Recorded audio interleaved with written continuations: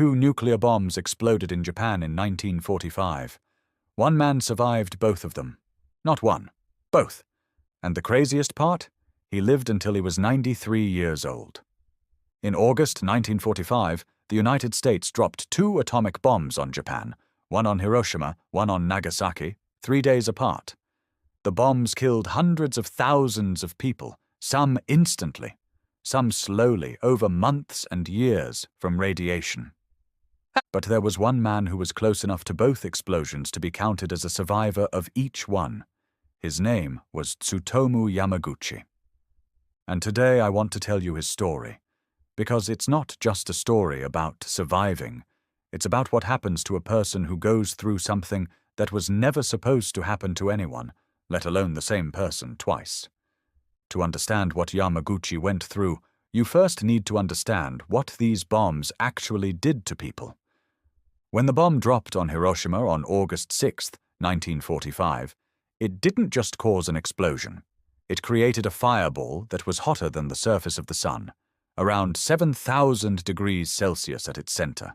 The shockwave that followed it flattened buildings up to 1.6 kilometers away in seconds. And the radiation?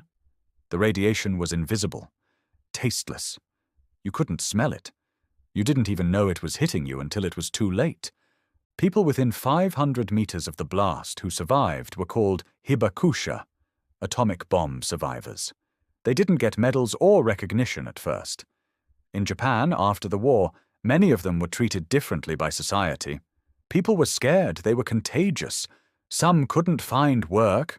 Some couldn't find a husband or wife because families didn't want to mix with them. They carried a stigma on top of everything else they were already carrying. Yamaguchi was going to become the most extreme version of that story. Let's go back to August 1945. Tsutomu Yamaguchi was 29 years old. He was an engineer working for Mitsubishi Heavy Industries. He'd been sent on a business trip to Hiroshima, a city about 700 kilometers from his home in Nagasaki. He had been in Hiroshima for 3 months. His assignment was wrapping up. He was actually supposed to go home the next day, August 7th. But before that could happen, August 6th arrived. That morning, Yamaguchi was walking toward the shipyard where he worked in Hiroshima. He was in the open, near a potato field, about 3 kilometers from what would become Ground Zero. He heard the sound of a US bomber plane above him. He looked up and saw something small fall from the plane. Then, nothing. White, complete white light. He was thrown into the air by the force of the blast. He lost consciousness. When he came to, he was on the ground. The world around him looked like it had been swallowed by smoke and fire. He was bleeding from his upper body. His eardrums had burst. His arms were badly burned. He could barely see. But he was alive. He crawled into an air raid shelter nearby and survived the night. The next morning, August 7th, he found 2 colleagues he knew, Akira Iwanaga and Kuniyoshi Sato, who had also survived the Hiroshima bomb. Together, the 3 of them made a decision. They were going to try to get home to Nagasaki. Think about what that journey was like. These 3 men, burned and injured, made their way through a city that had basically ceased to exist. Buildings were ash, bodies were everywhere. The streets they'd walked through just the day before were gone.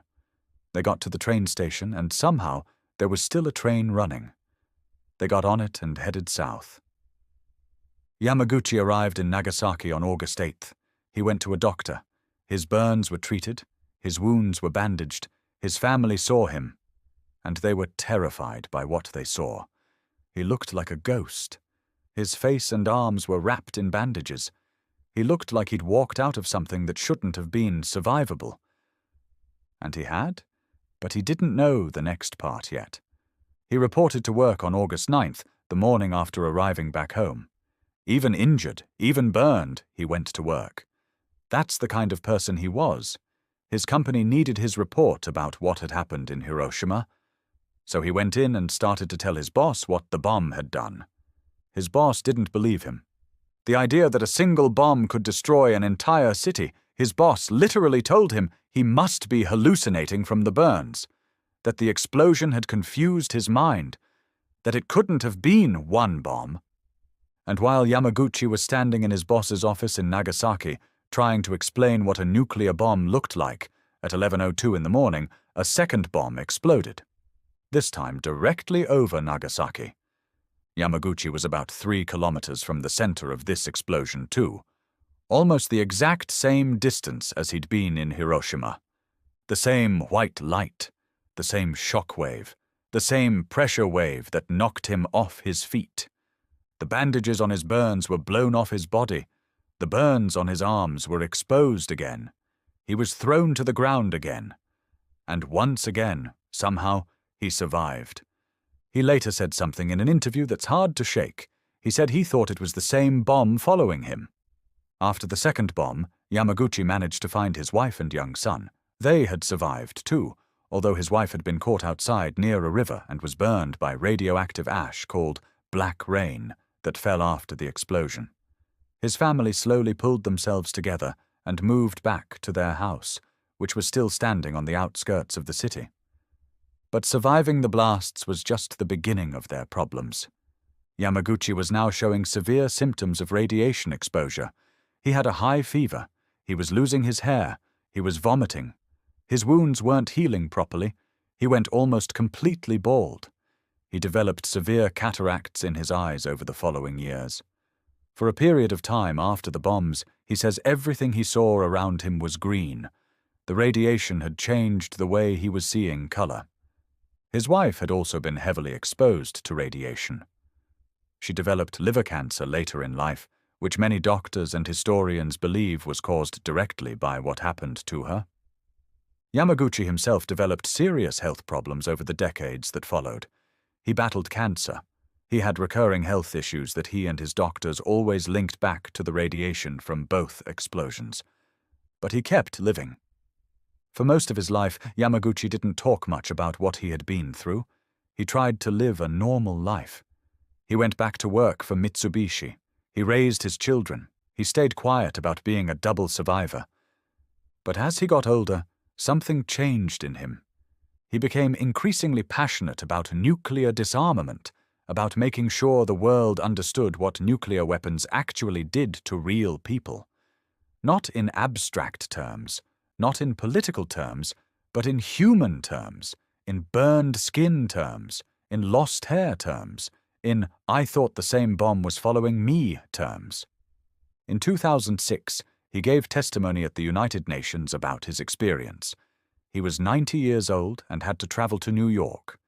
He spoke about what the bombs had done.